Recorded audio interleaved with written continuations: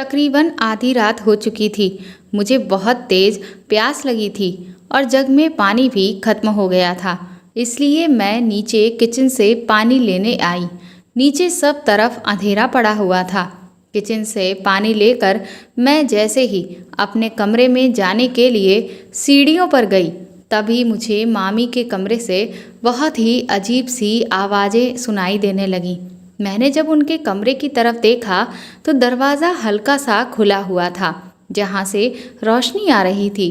मैं चुपके से दरवाजे के पास गई और जब मैंने अंदर झांक कर देखा तो मेरे होश उड़ चुके थे। मामी की आहें भरने की आवाज़ें साफ मेरे कानों में सुनाई दे रही थीं और उस वक्त मैंने उन्हें जिस अवस्था में देखा, मेरे होश उड़ चुके थे। अब तक पति पत्नी के बीच किस तरह के रिश्ते होते हैं, इसके बारे में मैंने थोड़ा बहुत ही सुन रखा था, लेकिन आज जो मैं अपनी आंखों के सामने देख रही थी, मुझे उस पर यकीन ही नहीं हो रहा था। मुझे नहीं पता था कि पति पत्नी के दरमियान ऐसा भी होता है। ये सब देखकर मेरी खुद की सांसें भी चढ़ने लगी थीं। अभी मैं ये सब देख ही रही थी कि फिर तो चंद मिनट में उस कमरे में एक भयानक तूफान सा आ गया। मामा ने मामी के मेरा नाम मीनाक्षी है। मैं 17 साल की एक बेहद खूबसूरत लड़की हूँ। मेरा जन्म एक भरे पूरे परिवार में हुआ है। मेरी दादी, मेरे ताऊ ताई, उनके बेटा बेटी, मैं और मेरे मम्मी पापा, हम सब लोग एक साथ एक ही छत के नीचे रहते हैं। हालांकि जैसा हर बड़े परिवार में होता है कि अगर लोग लंबे समय तक साथ रहते हैं तो उनमें लड़ाई झगड़ा होने शुरू हो जाते हैं, ठीक उसी तरह से मेरे परिवार में भी अक्सर मेरी माँ और मेरी ताई के बीच में लड़ाइयाँ होने लगती हैं। लेकिन कहते हैं ना कि जहाँ 4 बर्तन होंगे तो वह आपस में खटकेंगे ही। इसलिए इन सब बातों को हम में से कभी कोई दिल पर नहीं लगाता। गुस्से में आकर कई बार माँ और ताई ने अपना ये फैसला भी सबको सुनाया कि वह अलग रहना चाहती हैं, लेकिन ना तो उनके फैसले को मेरे पापा ने कभी माना और ना ही कभी मेरे ताऊ ने। और अगर वह लोग मान भी जाते तो भी ऐसा कुछ हो ही नहीं सकता था, क्योंकि मेरी दादी बहुत ही सख्त मिजाज की थी और घर में हर कोई उनसे बहुत डरता था। मेरे घर में मेरी दादी का ही राज चलता था और उनके रहते हुए हमारे घर का बंटवारा कभी भी नहीं हो सकता था। मेरी माँ और मेरी ताई के बीच में भले ही कितनी ही लड़ाइयाँ क्यों ना हो, लेकिन हम बच्चों के बीच में कभी भी अपनी माँओं के इस बर्ताव को लेकर आपसी मनमुटाव नहीं हुआ। मेरी ताई के 2 बच्चे हैं, एक बेटा और एक बेटी। ताई की बेटी का नाम सलोनी है और बेटे का नाम बिपिन। हम भाई बहनों में बहुत लगाव है। जिंदगी इसी तरह से अच्छी बीत रही थी और जैसे जैसे हम बड़े हो रहे थे, हम अलग तरह के परिवर्तनों को महसूस कर रहे थे।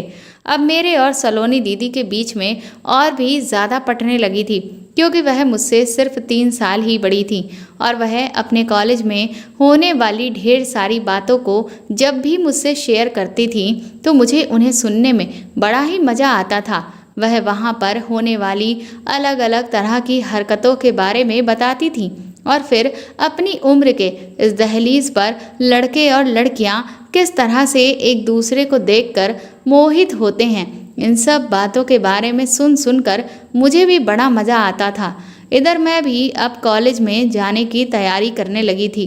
कॉलेज में पढ़ने को लेकर मैं बहुत ज़्यादा उत्साहित थी, क्योंकि पहले ही सलोनी दीदी के मुंह से वहाँ की तरह तरह की चर्चाओं को सुनकर मेरे अंदर लड्डू फूट रहे थे और कॉलेज लाइफ को जीने के लिए मैं बहुत ज़्यादा बेताब थी, क्योंकि वहाँ स्कूल की तरह कोई भी पाबंदियाँ नहीं होती हैं।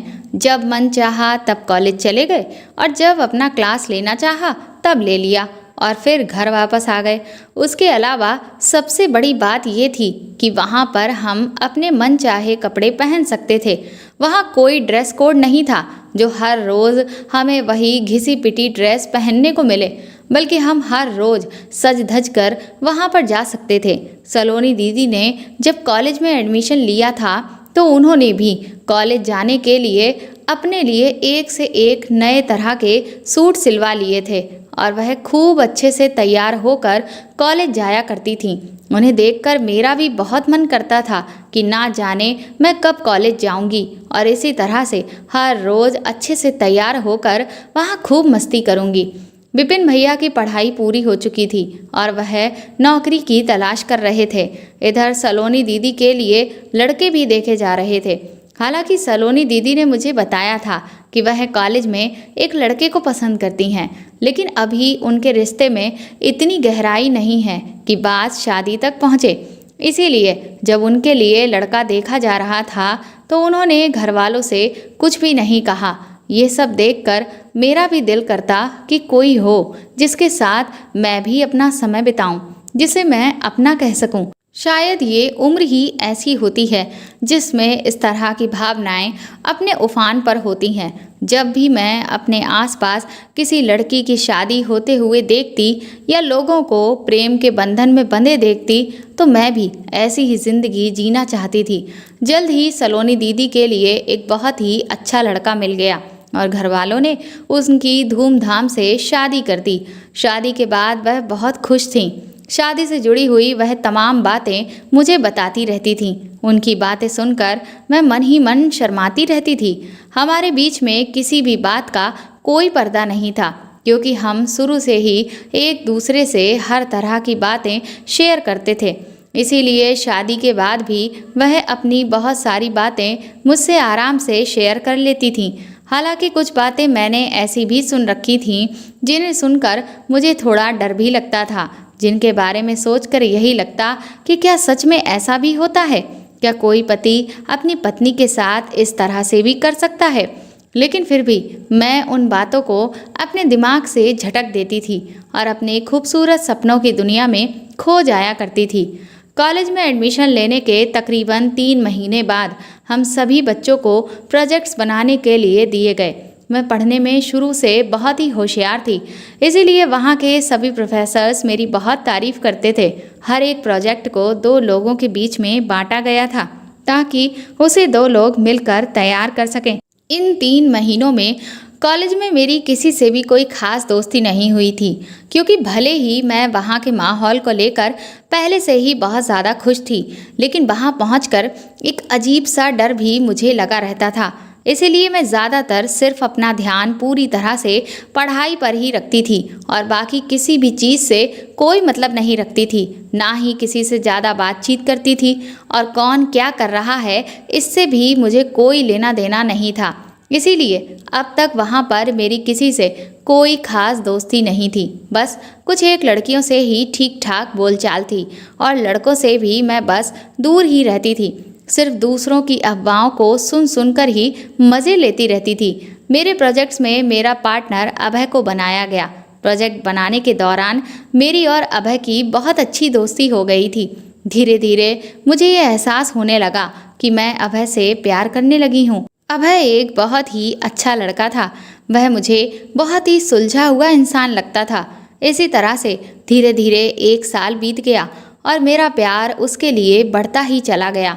अभय पढ़ने में एक औसतन इंसान था, इसीलिए जब फर्स्ट ईयर में उसके मार्क्स कम आए तो उसने पढ़ाई में मुझसे मदद मांगी और मैं भी उसे पूरे दिल से अच्छे से हर सब्जेक्ट को लेकर तैयार करने में मदद करने लगी, जिसका नतीजा ये हुआ कि अगली बार जो एग्ज़ाम्स हुए उनमें अभय के मार्क्स बहुत ही अच्छे आए थे, जिस वजह से मैं भी बहुत खुश थी और अभय भी। इसी बीच एक दिन मौका देखकर मैंने अपने प्यार का इजहार अभय से कर दिया, ये सोचकर कि कहीं ऐसा ना हो कि इस सब में बहुत देरी हो जाए, क्योंकि मेरे घर में कॉलेज की पढ़ाई कंप्लीट होते ही लड़कियों की शादी तय कर दी जाती थी और मेरे लिए जानना बहुत ज़रूरी था कि क्या जितना प्यार मैं उससे करती हूँ वो भी मुझसे उतना ही प्यार करता है, क्योंकि अब मैं अभय के साथ शादी के सपने देखने लगी थी और अगर उसके दिल की बात जाने बिना ही मैं उसकी ज़िंदगी से चली जाती तो मुझे पूरी ज़िंदगी अफसोस रहता। इसलिए मैं ये गलती नहीं करना चाहती थी। मैंने जब अभय को अपने दिल की बात कही तो उसने भी मुझे अपने दिल का सारा हाल बयां कर दिया। मैं उस वक्त खुशी से फूली नहीं समा रही थी जब अभय ने भी यही कहा कि वह मुझसे बहुत प्यार करता है। इसके बाद हमारा रिश्ता और परवान चढ़ने लगा। मैंने सोच लिया था कि मैं अपने घर में सही समय आने पर अभय के बारे में बात करूंगी ताकि जल्द से जल्द हम दोनों की शादी हो जाए। इसलिए एक दिन मैंने ऐसे ही बातों में अभय से ये बात कही कि मैं जल्द ही अपने घर वालों से तुम्हारे और मेरे रिश्ते के बारे में बात करूंगी। उस वक्त ना जाने क्यों, लेकिन उसने मेरी किसी भी बात का कोई जवाब नहीं दिया और वह वहाँ से उठकर चला गया। इससे मुझे समझ में नहीं आया कि आखिर अभय के दिल में चल क्या रहा है। उस दिन के बाद से अभय ने मुझसे धीरे धीरे दूरियां बनाना शुरू कर दी, जिसकी वजह से मैं बहुत परेशान रहने लगी थी। इधर सलोनी दीदी का मेरे पास लगभग हर रोज़ फ़ोन आता था और जब उन्होंने मेरी आवाज़ से ही ये पहचान लिया कि मैं कुछ परेशान हूँ तो उनके कई बार पूछने पर मैंने उन्हें सब कुछ बता दिया। इस पर दीदी ने कहा कि मुझे इस सब में इतनी जल्दबाजी नहीं करनी चाहिए, क्योंकि कई बार सामने वाला हमें सिर्फ अपने टाइम पास के लिए इस्तेमाल कर रहा होता है। मैंने सलोनी दीदी से कहा कि अभय ऐसा लड़का बिल्कुल भी नहीं है, वह बहुत अच्छा है और वह सच में मुझे बहुत प्यार करता है। पर दीदी ने कहा कि जब हम किसी को अपना मानते हैं तो हम उसे शक की निगाह से बिल्कुल भी नहीं देख पाते हैं, क्योंकि हम उस पर बहुत भरोसा कर रहे होते हैं। इस वजह से जो हकीकत होती है वह हमें दिखाई नहीं देती। इसलिए बेहतर यही होगा कि पहले तुम उसके दिल में क्या चल रहा है ये अच्छे से टटोल लो और उसके बाद ही इस रिश्ते को लेकर आगे घर में बात करना, वरना कहीं ऐसा ना हो कि तुम ये सब करके अपने लिए ही एक नई मुसीबत खड़ी कर लो। सलोनी दीदी की इस बात ने मेरे दिलो दिमाग पर एक गहरी छाप छोड़ी थी। इसलिए मैंने सोच लिया था कि मैं इस बारे में अब अभय से साफ साफ बात करूंगी। लेकिन तभी अचानक मेरी तबीयत कुछ दिनों तक खराब रही, जिस वजह से मैं कुछ हफ्तों तक कॉलेज ही नहीं जा पाई। इस बीच में मैं ये देखकर बहुत हैरान थी कि मैं इतने दिन तक कॉलेज नहीं गई, लेकिन अभय ने एक बार भी फ़ोन करके मुझसे ये तक नहीं पूछा कि मैं आखिर कॉलेज क्यों नहीं आ रही हूँ। इस सब से मुझे बहुत दुख हो रहा था, लेकिन फिर भी मैं एक उम्मीद अपने दिल में लगाए बैठी थी और ख़ुद को तरह तरह की तसल्लियाँ दे रही थी कि हो सकता है वह भी इस वक्त कॉलेज ना आ रहा हो, इसीलिए उसे मेरे आने या ना आने का कुछ भी पता ही ना हो। खैर 2 हफ्ते के बाद जब मेरी तबीयत कुछ ठीक हुई तो मैं बहुत ही उत्साहित होकर कॉलेज पहुंच गई, क्योंकि मैं अभय से मिलने के लिए बेकरार थी। उस दिन जब वह मुझे क्लासरूम में नहीं दिखाई दिया तो मैं सीधा कैंटीन पहुंच गई, पर कैंटीन में भी अभय मुझे जब कहीं नहीं दिखा तो मैंने उसके दोस्तों से पूछा तो उसके एक दोस्त ने मुझे बताया कि अभय क्लासरूम के पीछे जो छोटा सा गार्डन है वहाँ पर बैठा हुआ है। जब मैं वहाँ पहुँची तो वहाँ का नज़ारा देखकर मैं दंग रह गई, क्योंकि वहाँ अभय एक दूसरी लड़की के साथ बैठा हुआ था और वह जिस तरह से बैठे थे वह सब देखकर मेरा दिल चीख चीख कर रोने को कर रहा था। इससे पहले कि मैं आगे बढ़कर उससे कुछ कहती, तभी मैंने अभय के मुंह से जो बात सुनी उसने मुझे एक जगह पर जमा कर रख दिया था। अभय उस लड़की के सामने मेरा ही मजाक उड़ा रहा था और कह रहा था कि मैंने तो सिर्फ इसलिए मीनाक्षी से नज़दीकियां बढ़ाई ताकि 1-2 प्रोजेक्ट्स में मेरे सबसे अच्छे नंबर आ सकें और दूसरा मैं पढ़ाई में उससे मदद ले सकूं। बिना ये सब किए हुए वह लड़की मेरी पढ़ाई में कभी भी इतनी मदद नहीं करती और मेरे इतने अच्छे नंबर कभी नहीं आते। बस इसीलिए मैं उसके इतना करीब गया, वरना वह तो इस काबिल भी नहीं कि उससे अभय की दोस्ती तक नसीब हो। ये कहते हुए वह बड़े ही घमंड में जोर से हंसा। ये सब देखकर मेरी आंखों से आंसू रुकने का नाम तक नहीं ले रहे थे। मैं तुरंत ही उल्टे पैर वहाँ से बाहर लौट आई और घर आकर मैं फूट फूट कर खूब रोई, इतना कि मेरी आंखें सूज चुकी थीं। घर वाले भी मेरी ऐसी हालत देखकर बहुत परेशान थे, तो मैंने उनसे बहाना बना दिया कि मेरी तबीयत अभी कुछ खास ठीक नहीं हुई है, बस इसी वजह से मेरी आंखें सूज गई हैं। लेकिन जब शाम को सलोनी दीदी का फ़ोन आया तो मैंने उन्हें सब कुछ बता दिया। इस पर दीदी ने कहा कि मैंने तुमसे पहले ही कहा था कि लोग अक्सर अपने फ़ायदे के लिए दूसरों की भावनाओं का मजाक उड़ाते हैं। बहुत कम ही लोग इस दुनिया में हैं जो वह दूसरों की भावनाओं की कदर करें। पर सलोनी दीदी ने कहा कि तुम बहुत लकी हो मीनाक्षी, जो तुम्हें बहुत पहले ही उस लड़के की सच्चाई पता चल गई। तुम्हें भले ही इस वक्त बुरा लग रहा होगा, लेकिन ये तुम्हारी खुशनसीबी है कि तुम एक बुरे इंसान से बच गई हो। अगर तुम्हारी उससे शादी हो जाती तो वह तुम्हारी ज़िंदगी बर्बाद कर देता। तुम्हें जो तकलीफ़ें होती वह ना झेलने के काबिल होती। तुम्हें नहीं पता शादी के बाद लड़कियों को क्या क्या झेलना होता है, और फिर एक बार अगर शादी हो जाती है तो फिर घर वाले भी कुछ खास मदद नहीं कर पाते। इसीलिए जो हुआ अच्छे के लिए हुआ। तुम्हें अब अपनी पढ़ाई पर ध्यान देना चाहिए और आगे बढ़ना चाहिए। सलोनी दीदी की बातों से मुझे थोड़ी तसल्ली तो मिली थी, लेकिन फिर भी अभय ने मेरे साथ जो कुछ भी किया था वह सब मैं भूल नहीं पा रही थी। इसके बाद मैंने कॉलेज जाना बहुत ही कम कर दिया था। जब भी कॉलेज जाती थी तो बस अपने लेक्चर्स अटेंड करने के बाद मैं सीधा घर आ जाती थी। अभय ने ये जब नोटिस किया कि अब मैं उसकी पढ़ाई में कोई भी मदद नहीं कर रही हूँ तो वह फिर से पहले की तरह ही मेरे सामने अपना झूठा चेहरा लेकर मुझे फंसाने के लिए आ जाता था। लेकिन मैंने भी फैसला कर लिया था कि अब मैं इस इंसान से कोई भी मतलब नहीं रखूँगी। इधर कॉलेज के एग्ज़ाम जब ख़त्म हुए और छुट्टियां शुरू हुईं तो घर पर रह रहकर मैं बोर हो चुकी थी, क्योंकि खाली समय में मेरे दिमाग में वही सब बातें हद से ज़्यादा घूमती रहती थीं। इसीलिए जब मुझे कुछ भी नहीं सूझा तो मैंने माँ से ज़िद करने लगी कि मुझे कुछ दिनों के लिए मामा के घर जाना है। मम्मी मेरी इस जिद से पहले तो थोड़ा सा परेशान हुई कि अचानक मुझे मामा के घर जाने की क्या सूझ रही है, पर मैंने उनसे कहा कि मैं बहुत टाइम से कहीं बाहर नहीं गई हूँ और मेरा कुछ दिनों के लिए गांव में रहने का मन है, और अपने ननिहाल गए हुए तो मुझे सालों हो चुके हैं, इसीलिए मैं वहाँ जाना चाहती हूँ।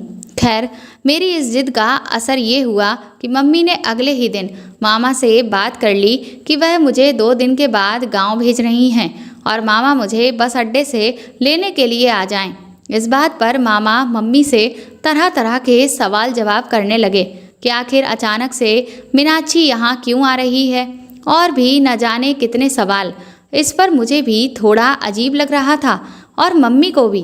वह कहने लगी कि उसकी छुट्टियाँ हो गई हैं और उसका मन है गांव में कुछ दिन बिताने का, बस इसीलिए वह आना चाहती है। लेकिन अगर तुम कहो तो मैं उसे नहीं भेजती हूँ। ये बात मम्मी ने थोड़ा सा खींचते हुए कही। इस पर शायद मामा समझ गए कि मम्मी को उनकी बातें पसंद नहीं आईं, तो मामा कहने लगे कि अरे तुम तो बुरा मान रही हो दीदी, मैं तो बस ऐसे ही पूछ रहा था। चलो ठीक है, मैं तुम्हारी भाभी को भी बता दूंगा कि मीनाक्षी आ रही है। 2 दिन के बाद ही मैं अपने मामा के घर पहुंच चुकी थी। मेरे मामा मामी की शादी को तकरीबन 7 से 8 साल हो चुके थे, लेकिन उनके कोई औलाद नहीं हुई थी और नाना नानी का देहांत तो कुछ सालों पहले हो गया था। तब से वह दोनों अकेले ही जिंदगी गुजार रहे हैं। मैंने देखा कि मेरे आने से मेरी मामी बहुत खुश थीं। उन्होंने मेरे लिए बहुत सारी चीज़ें मेरी पसंद की ही पहले से ही बनाकर रखी हुई थीं। उनसे मिले हुए मुझे काफ़ी वक्त भी हो गया था। उन्होंने जिस तरह से मेरा स्वागत किया, मुझे प्यार से गले से लगाया, मेरे माथे को चूमा, इस सब से मुझे बहुत खुशी मिल रही थी। पहले तो मुझे मामा के घर आने में थोड़ा अजीब लग रहा था, क्योंकि मामा जिस तरह की बातें फ़ोन पर कर रहे थे उससे मुझे ऐसा लगा कि कहीं ऐसा तो नहीं कि मामी को मेरे यहाँ आने में कोई आपत्ति हो। लेकिन मामी के बर्ताव को देखकर मुझे कहीं से भी ऐसा नहीं लगा कि उन्हें मेरे आने से कोई परेशानी हुई है। पूरा दिन हम दोनों लोगों ने ढेर सारी बातें की। मुझे तो ऐसा लग रहा था कि जैसे हम दोनों न जाने कितने सालों पुरानी बिछड़ी हुई सहेलियां हैं जो आज दिल खोलकर खूब बातें कर रहे हैं। इसके बाद जैसे ही शाम हुई तो मामी मेरे लिए खाना लेकर आ गईं। मैंने उनसे कहा कि मुझे देर से खाना खाने की आदत है।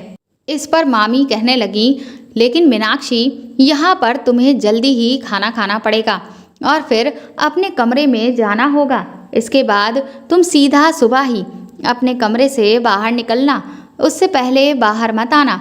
मामी ने मुझे जो कमरा रहने के लिए दिया था वह सीढ़ियों से चढ़कर ऊपर की तरफ था। उनकी इस बात ने मुझे बहुत हैरान कर दिया। मैंने कहा कि भला आप ऐसा क्यों कह रही हैं?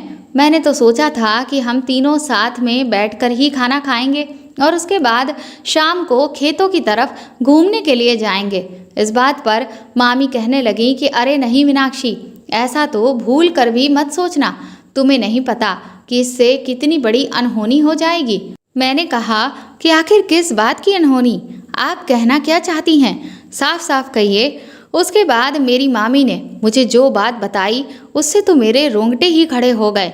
मामी कहने लगी कि दरअसल यहाँ पर एक चुड़ैल का साया घूम रहा है जो तुम्हारे जैसी कुंवारी लड़कियों को अपने वश में करके उनसे अपनी मन मर्जी करवाती है। वह हर वक्त बस तुम्हारे जैसी कम उम्र की लड़कियों को ही तलाश करती रहती है। इसीलिए शाम ढलते ही यहाँ की सारी कुंवारी लड़कियाँ अपने घरों में कैद हो जाती हैं और गलती से भी घर से बाहर कदम नहीं निकालती। इसीलिए तुम्हें भी मैं अपने कमरे में रात होने से पहले भेज रही हूँ, क्योंकि मैं नहीं चाहती कि तुम किसी भी तरह की मुसीबत में पड़ो। मामी की इस बात ने तो मेरे पसीने ही छुड़ा दिए थे। मेरा गला प्यास से बुरी तरह से सूखने लगा।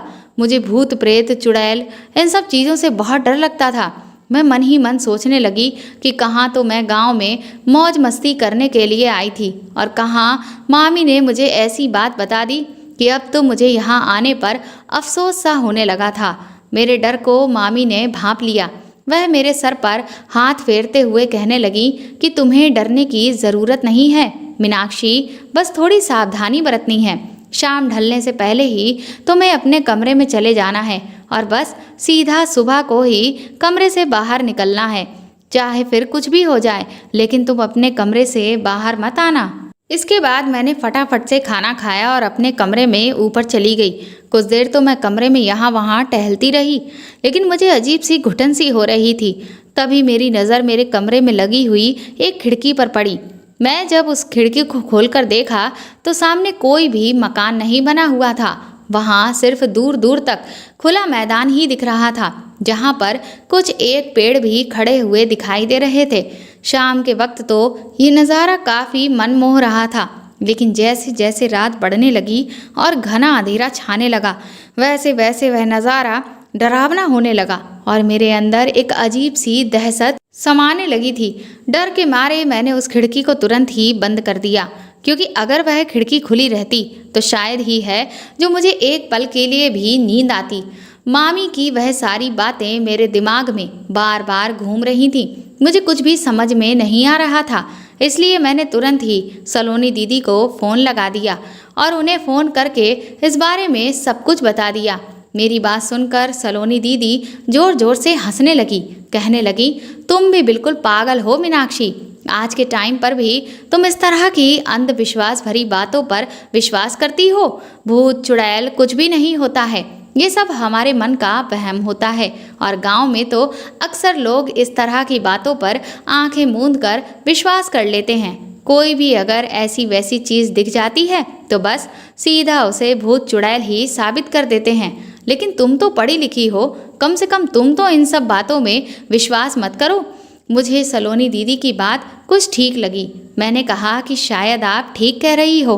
मामी ने मुझसे जो कुछ कहा उसका असर मेरे दिमाग पर इतना ज़्यादा हुआ था कि मेरे सोचने समझने की क्षमता ही जैसे खत्म हो गई थी और एक अजीब सा डर मेरे दिल और दिमाग पर छाने लगा था, जिसकी वजह से मुझे हर चीज़ में डर ही लग रहा था।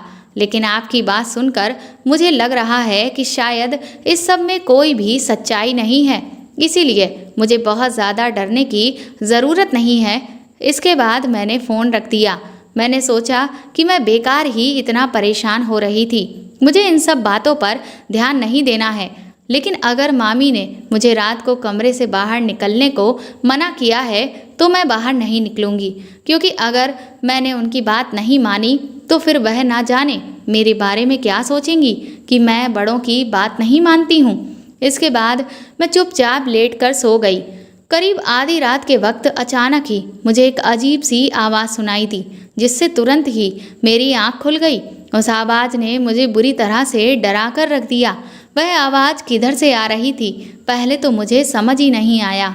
फिर मुझे लगा कि शायद वह आवाज़ मेरे दरवाजे से बाहर की तरफ से आ रही है। इस सब ने मुझे बुरी तरह से डरा दिया। मेरी जरा भी हिम्मत नहीं हुई कि मैं उठकर देखूं कि आखिर ये सारा माजरा क्या है। मैंने अपनी चादर में ही दुबक गई थी और अपनी आंखें कसकर बंद कर ली। फिर ना जाने कब मेरी आंख लग गई। जब मैं सुबह उठी और मुझे रात का वह पूरा वाकया याद आया तो मैं एक बार फिर से घबरा गई। पहले मैंने सोचा कि मैं इस बारे में मामी को बताती हूँ, लेकिन फिर मैंने सोचा कि अगर मैं उनसे कुछ कहूँगी तो फिर वह यही कहेंगी कि देखो, मैंने तुमसे कहा था कि वह साया यहीं कहीं घूमता है, और फिर तो वह और ज़्यादा इन सब बातों पर पक्का यकीन करने लगेंगी। ये सोचकर मैंने मामी से कुछ भी नहीं कहा। धीरे धीरे दिन यूं ही बीत रहे थे। मामी मुझे दिन में तो कुछ जगहों पर घुमाने के लिए ले जाती थीं, लेकिन शाम होते ही सीधा मुझे मेरे कमरे में भेज देती थीं। मेरे मामा बहुत कम ही बातचीत किया करते थे। ये देखकर मुझे थोड़ा अजीब भी लगता था, क्योंकि मेरी मम्मी और मेरी मौसियाँ तो बहुत ज़्यादा बातूनी हैं, लेकिन शायद मेरे मामा का स्वभाव उन सब से अलग था, इसीलिए वह ऐसे थे। लेकिन खैर, मेरी मामी बहुत अच्छी थीं। उनके साथ मुझे वक्त का पता ही नहीं चलता था। फिर एक रात मुझे फिर से ठीक वैसी ही आवाज़ सुनाई दी। इस बार मैंने अपने अंदर थोड़ी हिम्मत जुटाई और सोचा कि मैं उठकर देखूं कि आखिर ये आवाज़ कहाँ से आ रही है। मैं धीरे धीरे कदमों से चलती हुई अपने कमरे के दरवाजे तक पहुंची, और जैसे ही दरवाज़ा खोलने के लिए मैंने अपना हाथ आगे बढ़ाया, वैसे ही एक बड़ी ही तेज़ धड़ाम की आवाज़ आई, जिससे मैं बुरी तरह से घबरा गई और मैंने अपना हाथ पीछे कर लिया। आखिर ये आवाज़ कैसी थी? पहले तो मुझे कुछ भी समझ में नहीं आया। घबराहट के मारे मेरे दिल की धड़कनें बुरी तरह से बढ़ चुकी थीं और मुझे सांस लेने में तकलीफ होने लगी थी। इसलिए मैंने तुरंत ही जाकर अपने कमरे की उस खिड़की को खोल दिया जो पीछे मैदान में खुलती थी। अभी मैंने उस खिड़की को खोला ही था कि तभी मुझे बाहर चांद की रोशनी में एक काला साया आगे की तरफ बढ़ता हुआ दिखाई दिया। ये देखकर मेरी आंखें फटी की फटी रह गईं। इससे पहले कि मैं अभी और कुछ सोच समझ पाती कि तभी मुझे एक दूसरा साया भी नजर आया। मुझे कुछ समझ नहीं आ रहा था कि आखिर ये हो क्या रहा है। वह दोनों साए आगे बढ़ते चले जा रहे थे। वह कहाँ जा रहे थे और वह कौन थे, मुझे कुछ भी नहीं पता था। लेकिन इतनी रात को आखिर इस खुले मैदान से होते हुए वह कौन लोग हैं जो आगे बढ़ रहे हैं, और आखिर वह किधर जा रहे हैं। कुछ देर के बाद वह साए मेरी आंखों से बिल्कुल ओझल हो गए। मैंने कमरे की खिड़की बंद कर दी और चुपचाप जाकर अपने बिस्तर पर लेट गई। अब मुझे कुछ समझ नहीं आ रहा था कि मैं अपनी मामी की बात पर विश्वास करूं या फिर सलोनी दीदी की। एक बार को तो मेरा जी चाहा कि मैं सुबह मामी से बोल दूं कि मैं वापस घर जाना चाहती हूँ, लेकिन दूसरी तरफ मैं ये भी सोच रही थी कि मैं इतनी भी डरपोक नहीं हूँ कि इन सब चीज़ों से डरकर इस तरह से यहाँ से भागकर चली जाऊँ। और फिर आखिर ये पहेली क्या है, इसको भी अब मैं सुलझाना चाहती थी। क्या वाकई में जो मामी कह रही हैं वह सच है, या फिर कोई है जो सारे गांव वालों को बेवकूफ़ बना रहा है। अगले दिन जब मैं सुबह सोकर उठी और नीचे मामी के पास किचन में आई तो मैंने देखा कि मामी की तबीयत मुझे कुछ ठीक नहीं लग रही थी। उनकी आंखें काफ़ी सूजी हुई थीं और उनके हाथों पर भी कुछ अजीब से निशान थे। मैंने उनसे पूछा कि आखिर ये सब क्या है, तो वह कहने लगी कि रात में जब वह बाहर दरवाज़ा बंद करने के लिए गईं तभी उन्हें वह चुड़ैल दिखाई दी थी, जिसकी वजह से वह डरकर अचानक ही भागी और उनका पैर फिसल गया और वह गिर गईं, जिससे उन्हें ये खरोंचें आ गई हैं। मामी के मुंह से ये बात सुनकर मैं एक बार फिर से घबरा गई और मुझे रात में दिखने वाले वह दो साए फिर से याद आने लगे। पहले तो मेरा मन किया कि मैं मामी से कहूँ कि मैंने भी रात में खिड़की से इस तरह के कुछ साए देखे थे, लेकिन फिर मैंने सोचा कि मेरा ऐसा कहने से कहीं ये बात और ना बिगड़ जाए, कहीं मामी और भी ज़्यादा ना डर जाएं। मैंने मामी से कहा कि भूत चुड़ैल कुछ भी नहीं होता है मामी, ये सब आपका वहम है। मामी कहने लगी, नहीं मीनाक्षी, मैं सच कह रही हूँ, वरना देखो मुझे ये चोट आखिर कैसे लगती। मैंने कहा कि मामी, आपने हो सकता है कुछ और देख लिया हो, और ये चोट तो आपको आपके डर की वजह से लगी है। आप डर कर भागी और आपका पैर फिसल गया, बस और कुछ नहीं। मामी ने कहा कि तुम मेरी बात मानो या ना मानो, लेकिन जो मैं कह रही हूँ वह बिल्कुल सच है। उसी दिन की रात को मुझे बहुत तेज प्यास लगी। जब मैंने उठकर जग में पानी देखा तो वह तो खत्म हो चुका था। पहले तो मैंने सोचा कि पानी लेने नहीं जाती हूँ, लेकिन फिर मैंने खुद को समझाया कि मुझे इतना नहीं डरना चाहिए। इसीलिए मैं चुपके से नीचे पानी लेने चली गई। सोचा कि धीरे से पानी लेकर वापस आ जाऊंगी, क्योंकि अगर मामी को पता चल जाता तो वह मुझ पर बहुत गुस्सा करती। मैं अभी किचन से पानी लेकर वापस लौट ही रही थी कि तभी मुझे मामी के कमरे से अजीब सी आवाज़ें सुनाई दी। उनके कमरे का दरवाज़ा बिल्कुल हल्का सा खुला हुआ था। मुझसे रहा नहीं गया और मेरे कदम खुद ब खुद उनके कमरे की तरफ बढ़ गए। मैं जैसे ही उनके कमरे के पास पहुंची तो वहां का नज़ारा देखकर मेरे होश उड़ चुके थे। मामी उस वक्त ज़मीन पर बैठी हुई थी और वह पूरी तरह से हाँफ रही थी। उनके सारे बाल भी बिखरे हुए थे। इसके बाद मैंने आगे जो कुछ भी देखा उससे मेरे होश उड़ गए। मामा मामी के साथ जो व्यवहार कर रहे थे उसे देखकर मुझे रोना आ गया। मैंने लोगों के शादीशुदा जीवन के बारे में बहुत कुछ सुना था, लेकिन मुझे ये नहीं पता था कि शादी के बाद क्या कई महिलाओं के साथ ऐसा भी होता है, और मेरे मामा मामी के साथ आखिर ऐसा कैसे कर सकते हैं।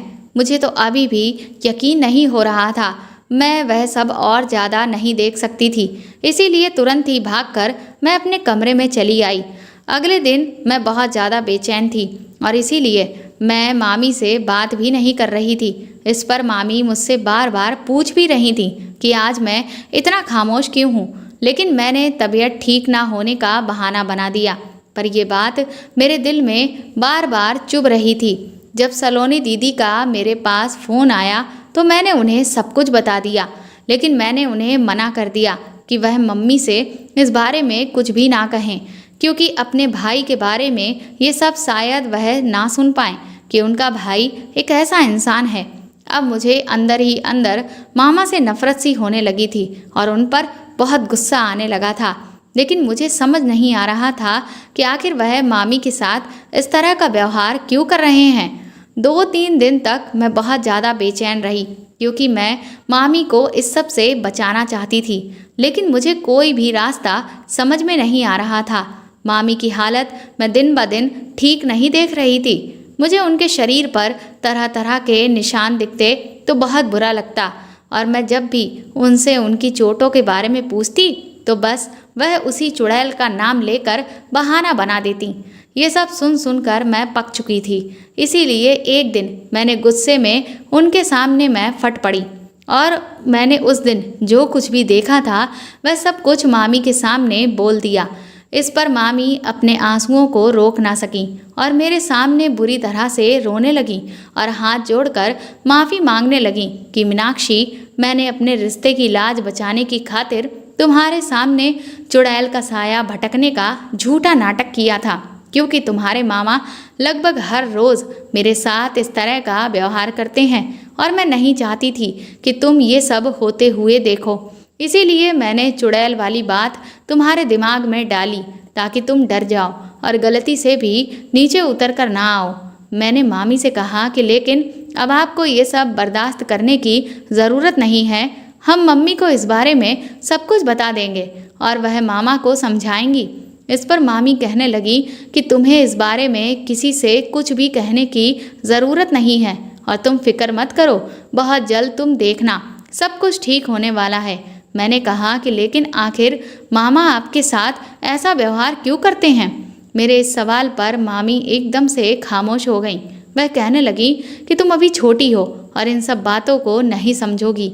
मैंने उनसे कहा कि मैं इतनी भी छोटी नहीं हूँ। तो मामी कहने लगी, लेकिन मेरी बात समझने की कोशिश करो, मैं इस बारे में किसी से कुछ भी नहीं कहना चाहती हूँ। मामी की बात सुनकर मैं भी चुप हो गई, लेकिन मुझे अंदर ही अंदर ये बात खाए जा रही थी कि आखिर मामा मामी के साथ इस तरह का व्यवहार क्यों कर रहे हैं। आखिर इस सब के पीछे वजह क्या है और मामी को क्यों ऐसा लग रहा है कि सब कुछ ठीक होने वाला है। आखिर ऐसा क्या होने वाला है। यहाँ पर जो भी चीज़ें हो रही थीं उन सब के बारे में मैं सलोनी दीदी को सब कुछ बताती रहती थी, क्योंकि मैं अपने दिल पर इतना बड़ा बोझ लेकर नहीं जी सकती थी। उसी रात को मुझे ऐसा महसूस हुआ कि जैसे नीचे वाला दरवाज़ा किसी ने खोला है, जिसकी आवाज़ सुनकर मैं तुरंत ही सीढ़ियों के पास पहुंची तो मैंने देखा कि मामा और मामी कहीं जा रहे थे। मैं ये देखकर हैरान हो गई कि आखिर इतनी रात को ये लोग कहाँ जा रहे हैं। मुझसे रहा नहीं गया और मैंने दुपट्टे से खुद को अच्छे से ढक लिया और चुपचाप उनका मैं पीछा करने लगी।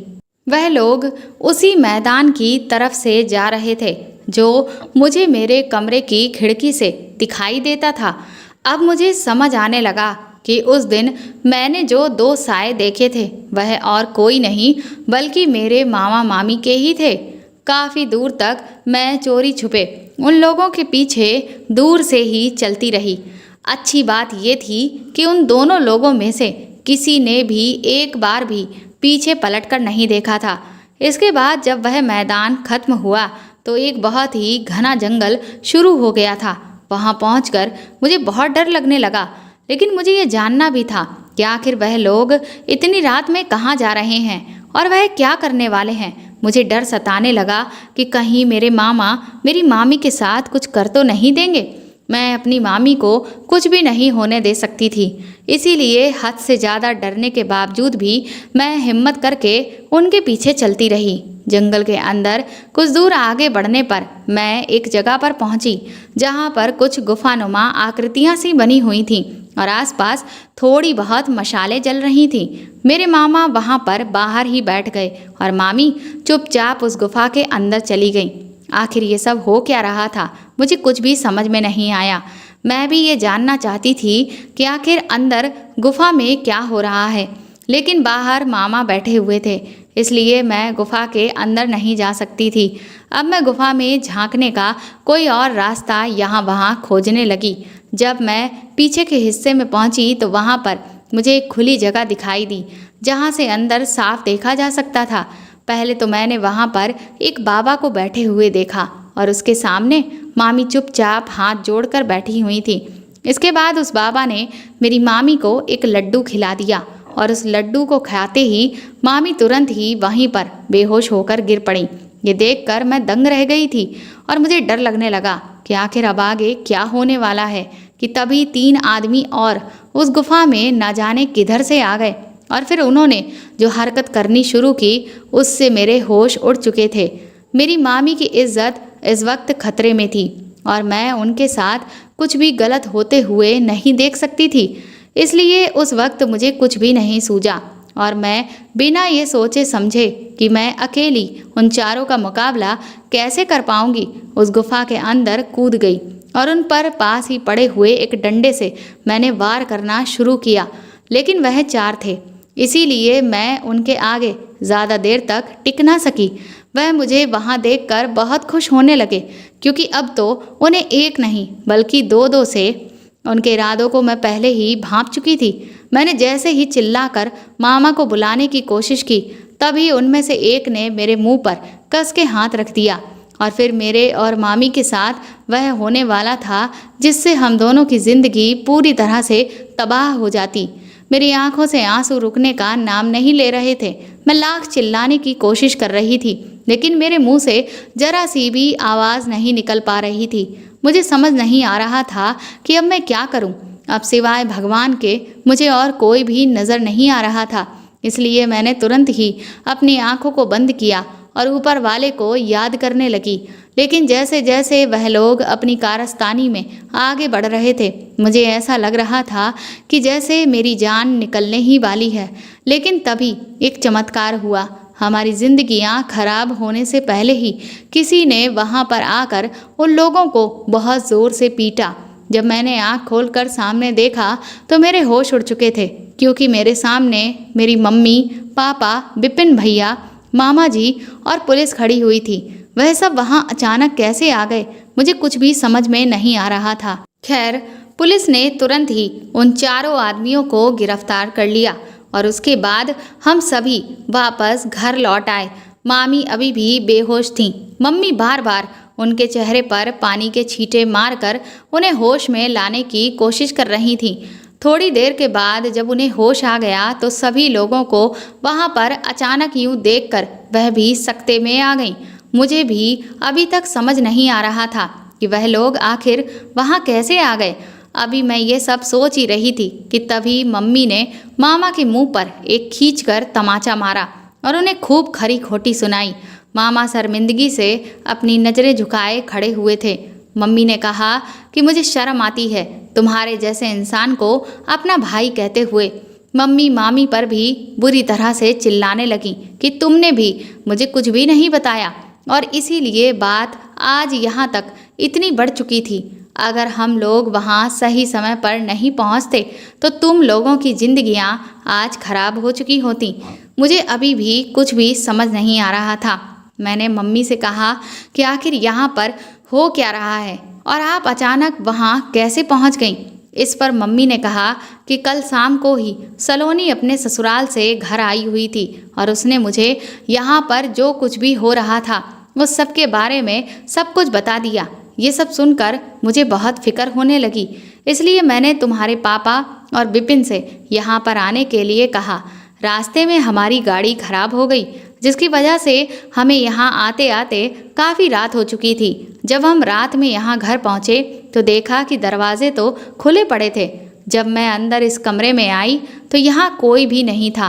तुम्हारे पापा ने कहा कि हमें कुछ देर यहीं पर रुककर हम लोग इंतज़ार करते हैं, हो सकता है कि तुम लोग यहीं कहीं आसपास हो। मैं अभी बैठकर तुम लोगों का इंतज़ार कर ही रही थी कि तभी मेरी नज़र मंदिर के पास रखे हुए एक कलश पर गई। मम्मी ने उस कलश को उठाकर मुझे दिखाया। उस पर एक अजीब सा निशान गुदा हुआ था। मम्मी कहने लगी कि इस निशान को देखते ही मैं समझ गई कि आखिर यहाँ पर हो क्या रहा है, और फिर मैंने तुरंत ही पुलिस को खबर दी और हम लोग वहाँ पर पहुँच गए। मैंने मम्मी से कहा कि लेकिन आखिर इस निशान का और मामी के वहाँ उस गुफा में जाने का इन सब का कनेक्शन क्या है। तो मम्मी मुझे बताने लगी कि दरअसल ये बात अभी की नहीं, आज से काफ़ी सालों पहले की है, जब मैं तकरीबन 10-11 साल की रही होंगी। उस वक्त हमारे गांव में एक बाबा आया हुआ था। गांव वाले उस बाबा पर अंधविश्वास करते थे और उसे चमत्कारी मानते थे। मेरी चाची, जिन्हें कई सालों से बच्चे नहीं हो रहे थे, तो वह उस बाबा के पास अपना इलाज कराने के लिए गईं। चाचा को भी यही लगा कि वह बाबा चमत्कारी है और उनके आशीर्वाद से उनकी सूनी गोद भर जाएगी, लेकिन ऐसा नहीं हुआ। वह बाबा ठग था। उसने मेरी चाची के साथ गलत किया। न सिर्फ उसने बल्कि उसके सभी साथियों ने। पहले तो उसने चाची को इस बात की धमकी दी कि अगर उन्होंने इस सब के बारे में किसी से भी कुछ भी कहा तो वह चाची को सब जगह पर बदनाम कर देंगे और गांव वाले भी बाबा की ही बात मानेंगे, क्योंकि गांव वाले उस पर अंधा विश्वास करते थे। लेकिन मेरी चाची ये सब कुछ बर्दाश्त ना कर सकी और उन्हें इस सब से गहरा सदमा लगा था। उन्होंने एक चिट्ठी लिखी जिसमें उन्होंने उस बाबा की एक एक काली करतूत के बारे में सब कुछ बता दिया और उसके बाद खुद की ज़िंदगी को ख़त्म कर लिया, जिसकी वजह से मेरे चाचा ने अपना दिमागी संतुलन खो दिया था और वह पूरी तरह से पागल हो गए थे। इधर जब ये घटना हुई तो गांव की कई महिलाओं ने अपनी चुप्पी तोड़ी और उन्होंने भी बाबा के बहुत सारे राज खोले, जिसके बाद से पुलिस को खबर कर दी गई। लेकिन इससे पहले कि पुलिस बाबा को पकड़ती वह यहाँ से 9-2-11 हो गया। इसके बाद हम लोगों को पता चला कि ये बाबा बहुत बड़ा फर्जी इंसान था। यह अब तक इसी तरह से ना जाने कितने ही कारनामे कर चुका था और ये इसका बहुत पुराना पेशा था। इस बाबा के पास जो भी इंसान जाता था उसे ये कलश देता था जिस पर इसी तरह का निशान बना होता था। मुझे ये निशान तब से ही याद था और जैसे ही मैंने इस निशान को आज यहाँ देखा तो मेरे होश उड़ चुके थे और मुझे ये समझते देर न लगी कि आज फिर से वही वाक़या दोहराया जाने वाला है जो इतने सालों पहले घटा था। इसीलिए बिना देरी किए हम तुरंत ही वहाँ पहुँच गए जहाँ इतने सालों पहले उस बाबा ने भी अपना डेरा जमाया हुआ था। मामी मम्मी के आगे हाथ जोड़कर रोने लगी, कहने लगी कि मैंने ये सब कुछ सिर्फ इसलिए बर्दाश्त किया ताकि मेरी गोद भी भर जाए। ये मुझे बहुत समय से उस बाबा के पास ले जाना चाहते थे, लेकिन मैं हर बार इनकार कर देती थी, जिसकी वजह से ये मुझ पर जुल्म कर रहे थे। फिर जब सब कुछ मेरी बर्दाश्त से बाहर हो गया तो मैं एक बार उनके साथ उस बाबा के पास चली गई। फिर उसने मुझे अपनी चिकनी चुपड़ी बातों में फंसा लिया और मुझे भी इस बात का यकीन दिला दिया कि मैं बहुत जल्द ही माँ बन जाऊंगी। मैं भी माँ बनने की उम्मीद में इस कदर अंधी हो गई थी कि मुझे इसमें कुछ भी गलत दिखाई नहीं दिया, और इसीलिए आज एक बार फिर से मैं उनके साथ इस बाबा के पास चली गई और उसने जैसा कहा मैं चुपचाप वैसा करती रही। मम्मी ने मामा से चिल्लाते हुए कहा कि आज अच्छे से अच्छा इलाज अस्पतालों में मौजूद है, लेकिन तुमने डॉक्टर के पास जाने की जगह उस बाबा पर विश्वास किया। पढ़े लिखे होने के बावजूद भी तुम्हारी अकल पर पत्थर पड़ गए थे। इस पर मामी कहने लगी कि इन्होंने ये सब सिर्फ अपने अहंकार को संतुष्ट करने के लिए किया, क्योंकि जब मेरे कहने पर ये अस्पताल गए थे तो वहाँ जो रिपोर्ट्स आई थी उसमें कमी मुझ में नहीं बल्कि इनमें निकली थी, जिस बात को ये बर्दाश्त नहीं कर सके। और ये बार बार मुझे इस बात का यकीन दिलाते रहते थे कि सारे डॉक्टर और रिपोर्ट्स झूठी हैं, इनमें कोई कमी नहीं है बल्कि कमी मुझ में ही है, और इसीलिए इलाज की ज़रूरत मुझे है। उसके बाद इन्हें कहीं से उस बाबा के बारे में पता चला और ये ज़बरदस्ती मेरा उससे इलाज करवाने के लिए कहने लगे। मामा को अपनी गलती का एहसास हो चुका था। उन्होंने हम सभी से माफ़ी मांगी। इसके बाद मम्मी, मामा और मामी को हमारे साथ लेकर वापस घर आ गईं। कुछ समय के बाद हमें पता चला कि वह बाबा उसी बाबा का बेटा था जिसने काफ़ी सालों पहले मेरी मम्मी की चाची के साथ भी यही सब किया था। उसने अपने ही पिता के नक्शे कदम पर चलकर लोगों को ठगना शुरू कर दिया था। इसके बाद 1 साल तक मामा का इलाज एक अच्छे डॉक्टर से कराया गया और आज मेरी मामी जुड़वा बच्चों की माँ बन चुकी हैं और वह दोनों बहुत खुश हैं। मेरी भी शादी हो चुकी है और मेरे पति मुझे बहुत प्यार करते हैं, लेकिन आज भी वह वाक़या मेरे जहन से बाहर नहीं निकलता है।